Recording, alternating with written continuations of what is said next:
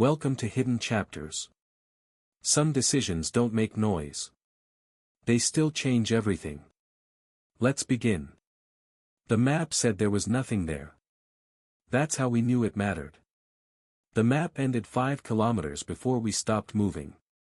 At first, no one questioned it. Digital maps fail.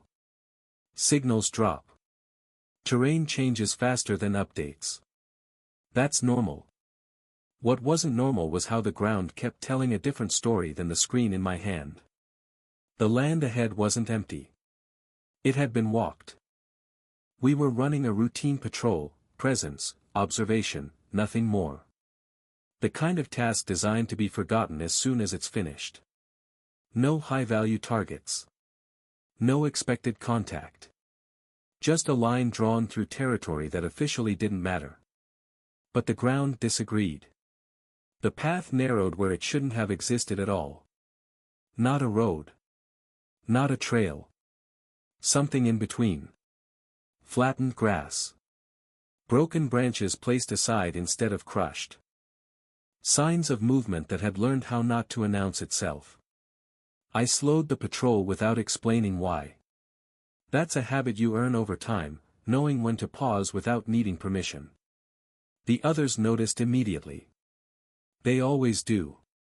When one person hesitates for no clear reason, everyone else starts listening harder. There were marks in the dirt that didn't belong to animals. Too regular. Too careful. Someone had been moving people through here who didn't want to be heard. We followed the signs quietly, not because we were ordered to, but because ignoring them would have been a decision too. And decisions don't disappear just because you pretend you didn't make them. The deeper we went, the quieter the world became. No birds.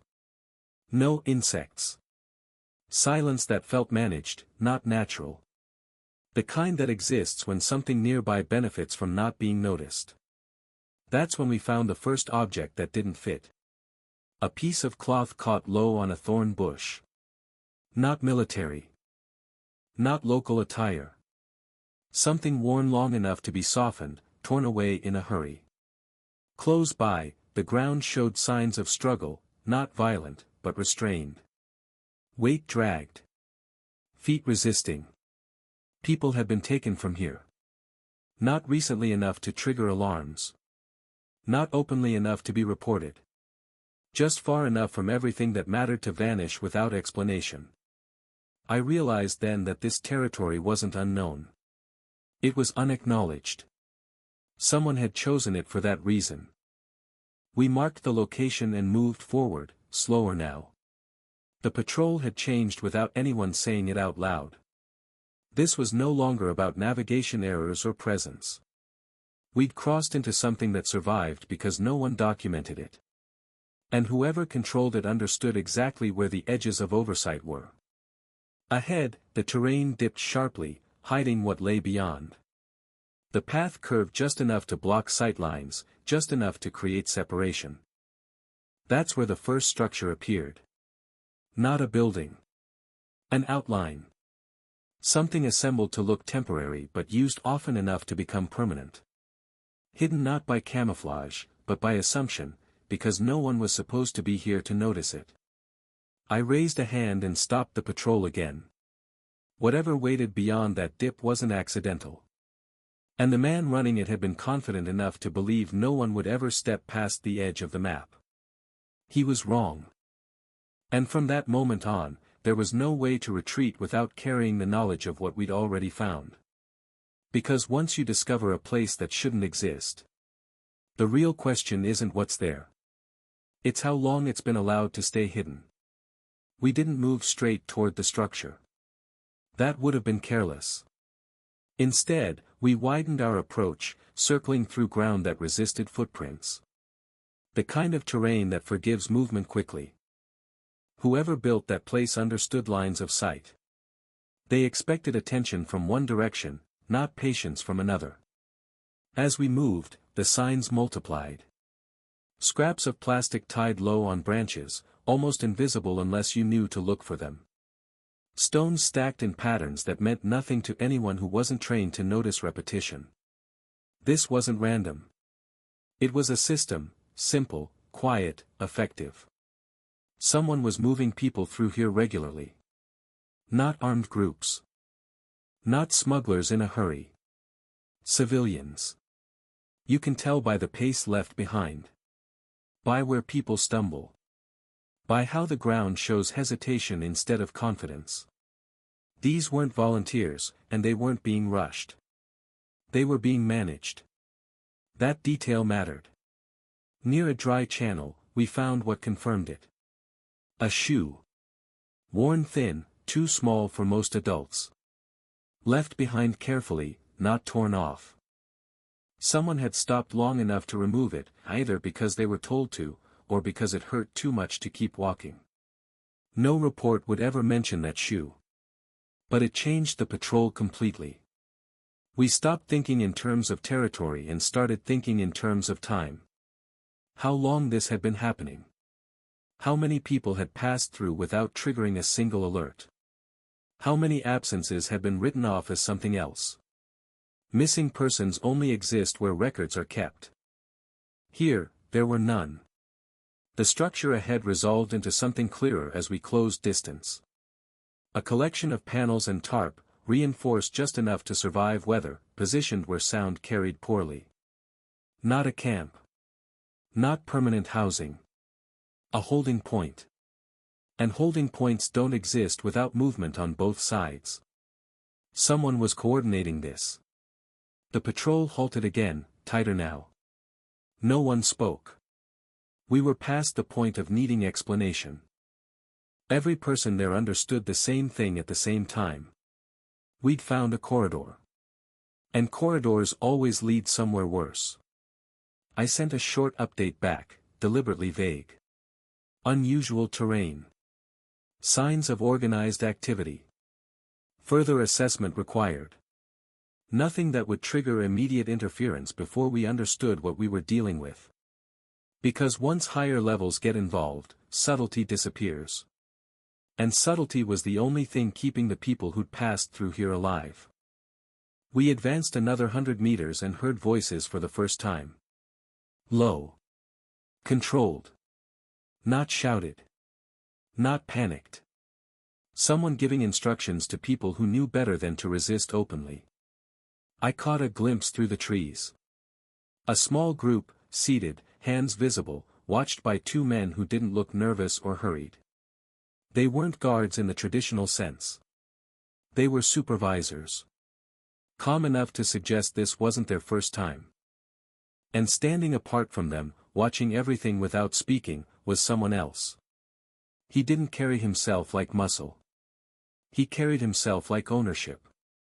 The kind of person who doesn't need to raise his voice because everyone around him understands that nothing here happens without his approval.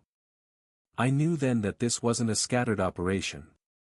It was controlled by one person who understood how to stay invisible by staying small. And if he'd been allowed to operate this long, it meant something more troubling than kidnapping. It meant permission. Not granted officially. But earned through neglect. We pulled back quietly, just far enough to think. Because once you identify the person holding the center of something like this, the next decision determines whether the people already taken ever make it home. And whether the place that wasn't on any map would finally be forced to exist. We didn't act immediately. That was the hardest part. Once you see people being held, every instinct pushes you toward movement. Toward resolution. Toward doing something that feels like progress. But progress made too early has a habit of turning into regret. We watched instead. From distance, the operation revealed its shape. Groups arrived at irregular intervals, never large enough to draw attention, never small enough to be accidental. They were guided in, seated, accounted for, and then moved on in a different direction than they'd come from. Efficient. Quiet. Repeatable. The man standing apart never touched anyone. He didn't give orders loudly. He nodded. Pointed. Watched. Others adjusted around him without question. That kind of authority doesn't come from fear alone. It comes from consistency. We tracked movement paths beyond the holding point and found where the corridor split. One route led deeper into terrain no one monitored. The other curved back toward infrastructure that pretended not to exist on official maps, old service roads, abandoned facilities, places written off as irrelevant decades ago. He'd chosen his ground carefully. Unknown territory isn't empty by accident. It's empty because someone decided it was easier not to look. I sent another update, still measured. Still careful. Confirmation of human trafficking indicators. Organized leadership observed. No escalation recommended until full pattern understood. The reply came faster this time. Acknowledged. Continue observation. That told me two things. First, command understood the sensitivity. Second, the window to act quietly was already closing. We needed leverage. That meant understanding the man himself. Over the next hours, small details filled in the picture. He never stayed in one place too long. He never turned his back to the same direction twice. He carried no visible weapon, yet no one challenged his presence. He wasn't hiding. He was untouchable. That's when I understood the most dangerous thing about him. He wasn't operating in defiance of the system. He was operating beneath it, using gaps created by neglect, bureaucracy, and assumption. If we removed him loudly, the corridor would scatter. The people would disappear again, just in different directions. If we waited too long, more would be taken. We needed him isolated. Not arrested. Disconnected. The patrol repositioned again, spreading observation points, identifying choke moments where movement relied on timing rather than force. The operation depended on predictability disguised as randomness. That could be broken. As night fell, the holding point emptied. The last group was moved through, escorted deeper into the corridor. The man stayed behind longer this time, watching the path like he was listening for something. For a moment, I thought he'd sensed us. But he didn't react. He simply turned and walked alone toward a narrower route, one that wasn't meant for groups. That was the mistake. Leadership always believes the system will protect them. I followed at distance, careful not to close space too quickly. The terrain tightened, forcing single-file movement. Trees closed in. Sound carried differently here. This wasn't his operation zone. It was a shortcut. And shortcuts only work until someone else learns they exist. He stopped suddenly. Not because he heard me. Because the path ahead wasn't right. I stepped into view before he could turn fully. Weapon low. Voice steady. Not shouting. Not threatening. He looked at me calmly, like he'd been expecting this moment eventually. I wondered when someone would notice, he said. That was the first time I realized he didn't see himself as hidden. He saw himself as inevitable. And that meant the real danger wasn't stopping him. It was what he'd built to continue without him. Because places like this don't exist for one man. They exist because they work. And now that we'd seen the center, the next decision would determine whether the corridor collapsed. Or simply learned how to hide better. He didn't resist. That was unexpected. Most people, when confronted at the center of something fragile, react with panic or anger. He did neither. He stood still, eyes steady, as if he were measuring not my weapon, but my patience. "You're early," he said. I didn't answer. Silence keeps the balance uneven. Behind him, the corridor narrowed further, twisting into terrain that swallowed sound and light. Ahead of him was the holding point, now empty, waiting for the next group that didn't yet know where they were going. This was the moment where force would have been easy. Detain him. Signal the patrol. Let the structure collapse loudly. It would look decisive in reports. It would look like success. It would also scatter everyone still inside the corridor. He knew that. "You don't want noise here," he continued quietly. Noise breaks things you can't see. He wasn't negotiating. He was stating fact. That told me something important. He believed I was already responsible for what happened next. That the discovery itself had shifted the burden. I kept my voice level. Asked him one question. How many? He looked past me, not at the ground, but at the space where the path bent out of sight. Enough, he said. More than anyone wanted to notice. I believed him. People like this don't exaggerate. They survive by precision. I radioed the patrol in coded language, instructing them to hold position and remain unseen. No movement. No escalation. Confusion would help him more than us right now. He watched me do it and nodded once. You understand, he said. I understand the cost, I replied. That was true. If I took him now, loudly, the corridor would fracture and reform somewhere else, harder to trace. If I let him walk, the system would continue, intact and invisible. There was a third option. One that didn't exist on any map or in any directive. I stepped aside slightly, not enough to give him escape, but enough to change the shape of the moment. This place ends, I said. Not later. Not somewhere else. Here. His expression changed then. Not fear, calculation interrupted. He hadn't expected containment without removal. You can't hold it alone, he said. I don't have to, I answered. I just have to make it unusable. The corridor relied on rhythm. On movement without interruption. On people arriving and leaving without pause.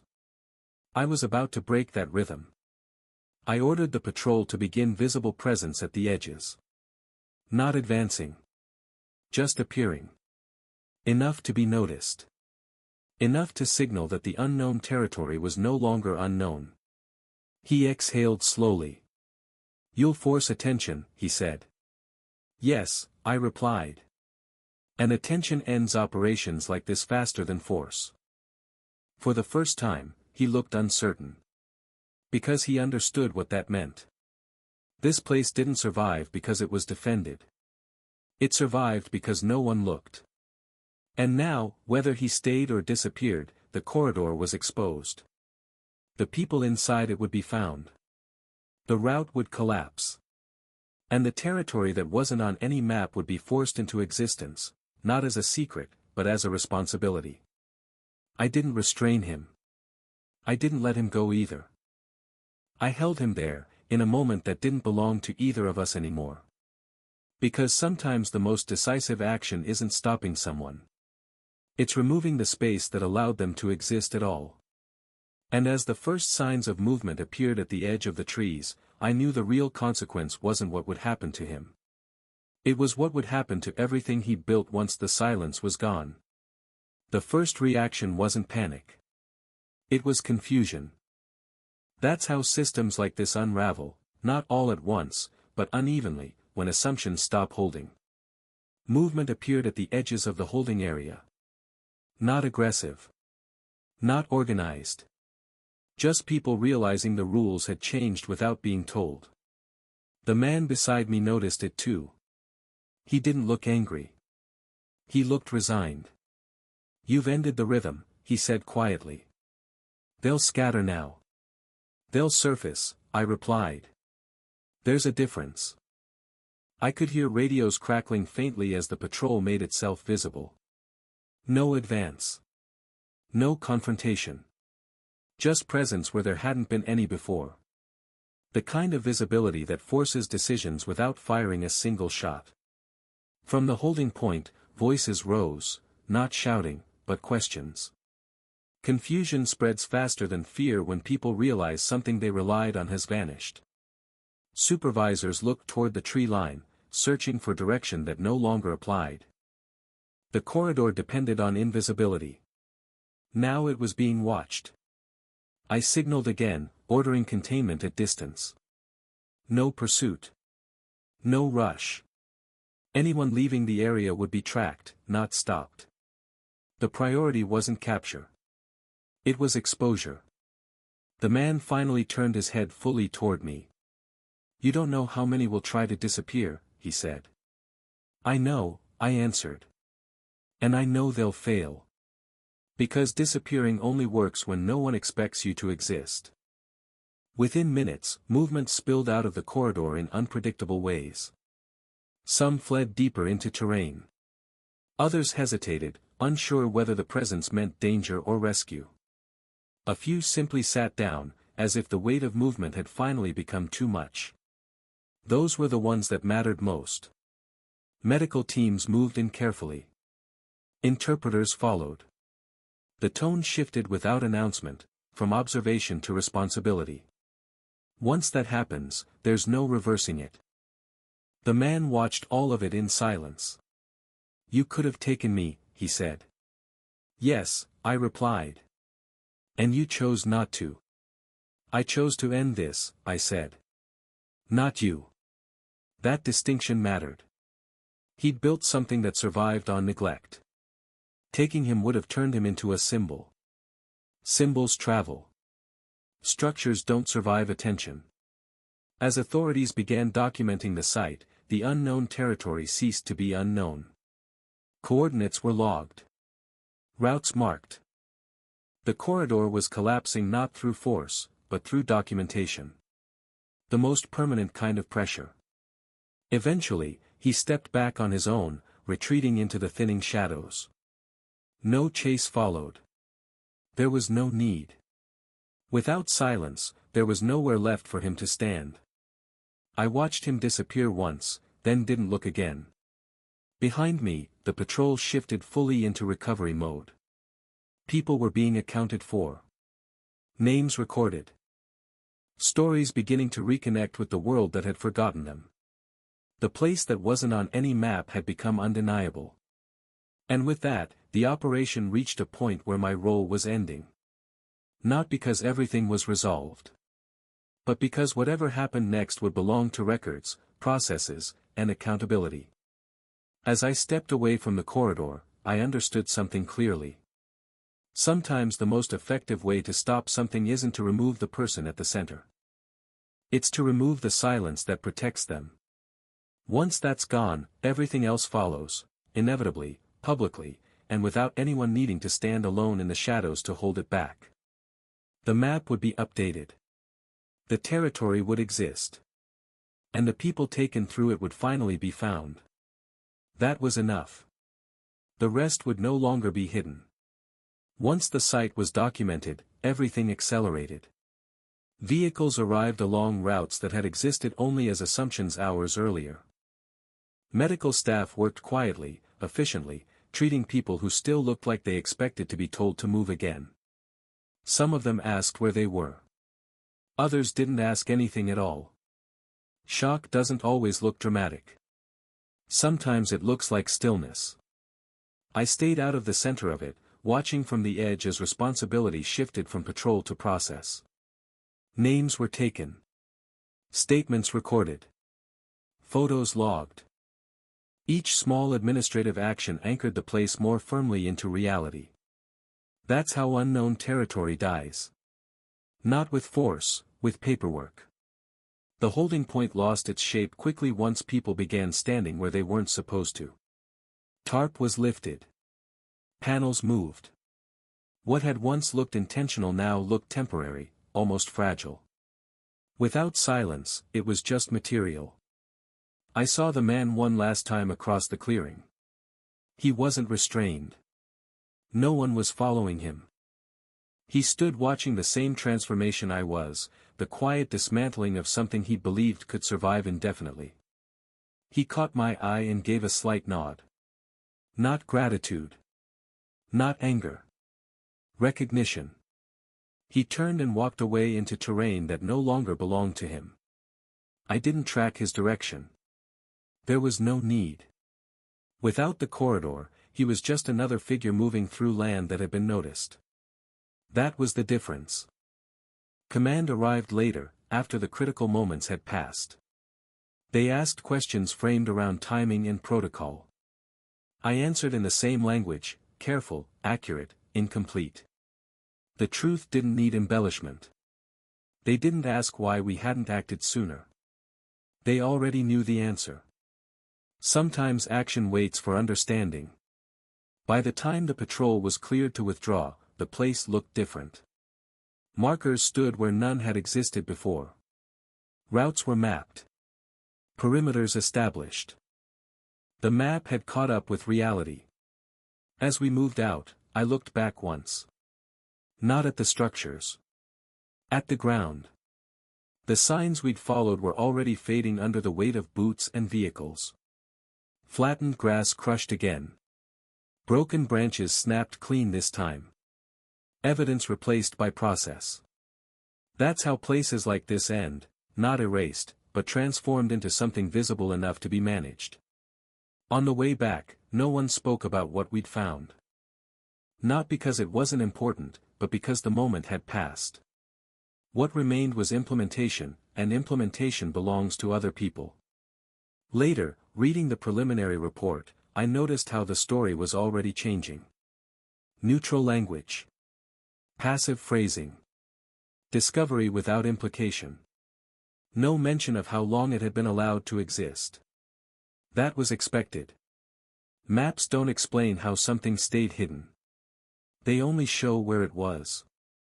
I closed the report and set it aside. We'd done what mattered. The unknown territory was known now. The people taken through it had names again. And the operation that depended on neglect had nowhere left to operate. That doesn't mean it was over. It means it couldn't pretend anymore.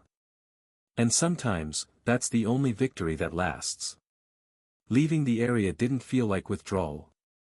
It felt like handing something over. Once the territory had a name, coordinates, and a chain of responsibility attached to it, it stopped belonging to us. That's the moment every operation reaches eventually, when presence turns into record, and judgment gives way to procedure. The drive out was quiet. Not the tense silence of movement under threat, but the heavier kind that follows resolution. Everyone was replaying details in their own way, deciding what parts would stay with them and what parts would fade once routine returned. I watched the landscape change through the window. From unmarked ground to something measured. Stakes placed. Tape fluttering where nothing had been allowed to stand before. It struck me how quickly a place can lose its power once it's acknowledged. The danger hadn't been the terrain. It had been the absence of attention. Back at the staging point, briefings resumed like normal. Timelines. Handoffs. Jurisdiction. The language shifted to ownership: who would manage the site, who would follow up on the networks beyond it, who would answer questions once they started being asked. That last part mattered. Questions were coming. Disappearances always leave echoes once someone listens closely enough. Families would connect stories. Patterns would form. The unknown territory would become a reference point instead of a rumor. That was the cost of discovery. I filed my statement late that night. Factual. Narrow. Focused on observation rather than interpretation. The kind of document that tells the truth without explaining how it felt to realize something had been allowed to exist simply because no one looked. When I finished, I didn't reread it. Some things don't benefit from refinement. Sleep came slowly. Not from fear, but from adjustment. My mind kept returning to the moment I'd stepped into view on that narrow path, not to the man himself, but to the certainty in his voice when he said he'd wondered how long it would take. He hadn't been surprised. That unsettled me more than resistance would have. The next morning, updates confirmed what we already knew. Secondary routes identified. Additional holding points located farther out. Smaller, less organized, already dissolving now that the center was gone. The structure hadn't collapsed completely. But it had lost coherence. That's often enough. Before redeployment, I stood alone for a moment, watching vehicles move where people had once been moved quietly. It was louder now. Messier. Inefficient. But it was visible. And visibility changes behavior. The man who had run the corridor would adapt, people like that always do. But adaptation without invisibility is a different game. It limits scale. It introduces friction. It forces compromise. He'd lost the one thing that made the operation work. Silence. As we prepared to leave the region, I understood something else clearly. We hadn't ended an operation. We'd interrupted a pattern. And patterns, once broken, rarely reassemble the same way again.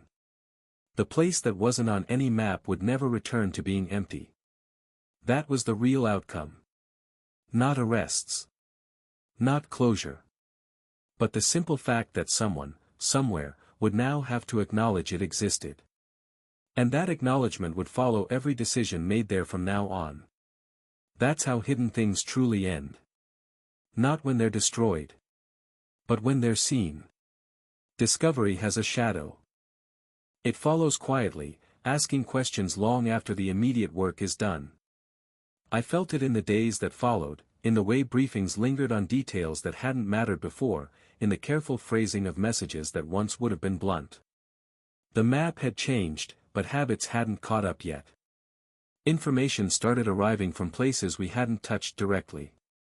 Reports of movement stopping abruptly. Local intermediaries asking questions they didn't want answered. Routes going unused not because they were blocked, but because they'd lost purpose. That's when you know something has shifted. The corridor had been one piece of a larger design. Not central, not unique, just effective. Its removal didn't end the system, but it forced it to compensate. Compensation leaves traces. I reviewed those traces quietly, not as an operator, but as someone who now understood what absence could mean. When a route isn't used anymore, it's rarely because it's unsafe. It's because it's being watched. The man who'd led the operation understood that better than anyone. I wondered where he'd gone after walking away, whether he'd vanished into another margin or stepped back entirely, realizing the ground had changed beneath him. Either way, his influence lingered. Not in activity, but in restraint. The networks beyond the corridor didn't surge to replace it. They paused. Reconsidered. That hesitation mattered. It meant the exposure had reached farther than the physical site. I was asked, later, for an assessment. Not a report, an opinion. How likely it was that the operation would reconstitute elsewhere. How much attention it would require going forward. I answered honestly. It won't come back the same way, I said. It can't. Attention had altered the environment. The unknown territory was no longer unknown. And places like that don't exist twice once they're named. The question shifted, then. What about the people? The ones who had passed through before discovery. The ones who might never be fully accounted for. That's the part no one likes to linger on. You can expose a system and still carry its history. Discovery doesn't undo what happened in silence. It only stops it from continuing the same way. I thought about the first sign we'd seen, the cloth on the thorn bush. How small it had been. How easily it could have been missed. That's how it starts. And that's why it lasts. Later, as preparations moved us elsewhere, I stood looking at an updated map. The blank space was gone, replaced with lines and labels. It looked smaller now, manageable. But I knew better. What mattered wasn't the space itself. It was the reminder it left behind, that absence on a map doesn't mean absence of consequence. That unknown territory isn't empty by default. Sometimes it's empty because no one has asked the right questions yet. We had. And that meant the shadow of discovery would follow every operation after this one. A quiet awareness that somewhere, something else might still exist beyond the edge of attention. Waiting. Not to be confronted. But to be noticed. The afterimage stayed with me longer than I expected. Not the faces. Not the place. But the sensation that something had been revealed without being fully resolved. Like stepping into light after darkness and still seeing shadows where nothing stands anymore. Weeks passed. Then months. The corridor didn't reappear. No copy emerged elsewhere with the same efficiency, the same quiet confidence. That absence confirmed what I'd already suspected: the operation had depended too heavily on being unseen. Once exposed, its strength collapsed inward. Still, disappearance leaves residue. Information trickled in through indirect channels. Communities reporting fewer vanishings. Movement patterns changing. People returning to places they'd stopped trusting. None of it dramatic enough for headlines. All of it meaningful. Those changes mattered more than arrests ever could. I was reassigned not long after, sent somewhere that required attention but not imagination. The kind of work where you apply lessons without explaining where you learned them. I found myself scanning maps differently now, paying attention to what wasn't marked as much as what was. Blank spaces felt louder. Sometimes I thought about the man who'd run the corridor. Not as an adversary, but as a reminder. He hadn't relied on violence to control people. He'd relied on permission created by neglect. That made him more dangerous than most. And easier to dismantle. One afternoon, reviewing a regional update, I noticed a line that shouldn't have mattered. Area previously unmonitored now under routine observation. That was it. No reference to why. No mention of what had happened there before. Just confirmation that attention had replaced absence. I closed the file. That was the ending I'd hoped for. Not justice in the traditional sense. Not accountability tied neatly to names. Just an environment that could no longer be exploited by invisibility. That's what operations like his fear most. Not force. Consistency. The world moved on. New threats emerged. Old ones adapted. That's inevitable. But something had shifted quietly in the background, an understanding that unknown territory isn't neutral. It's an invitation. And invitations don't remain unanswered forever. I carried that awareness into every decision afterward. Every time a map suggested emptiness, I questioned it. Every time a route looked unused, I wondered why. Not because I expected to find another corridor. But because I knew how easily one could exist. The place we'd found no longer needed protection. It had witnesses now. That's the difference between a secret and a scar. One hides. The other remains visible, reminding you where not to step again without care. The afterimage of discovery doesn't fade quickly.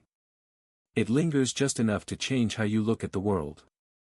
And if you let it, it keeps you from ever believing that silence means safety again.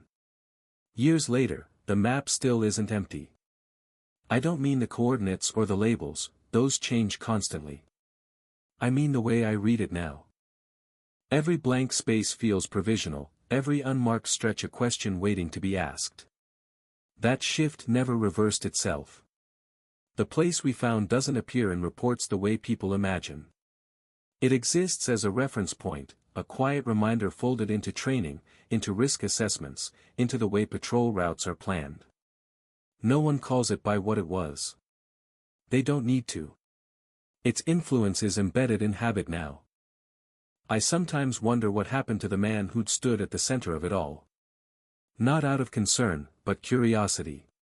People like him don't disappear because they're afraid. They disappear because they understand how fragile opportunity becomes once it's seen. If he's still out there, he's operating smaller. Slower. More cautiously. Or maybe he stopped entirely, recognizing that the ground he relied on no longer exists. Either way, he lost the one advantage that mattered. Invisibility. The people taken through that corridor never become a single story. They return to their lives unevenly, quietly, carrying experiences that won't fit into reports or statistics. Some talk. Some don't. What matters is that they exist again in places where someone notices when they're gone. That's the real difference.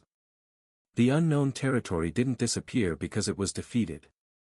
It disappeared because it was named. And naming things has consequences.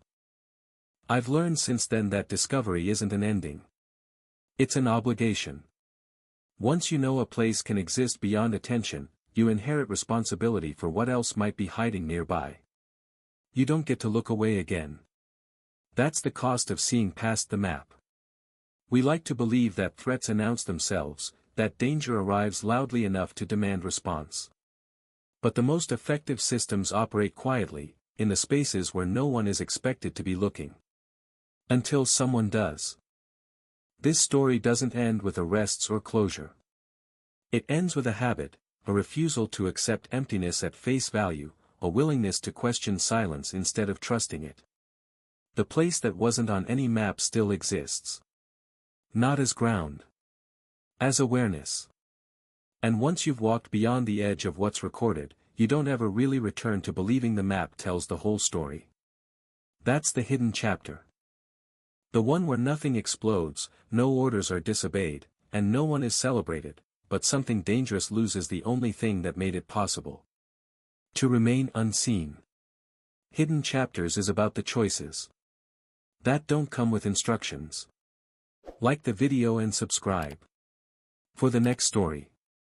And if this decision were yours, would you act, or let the system decide?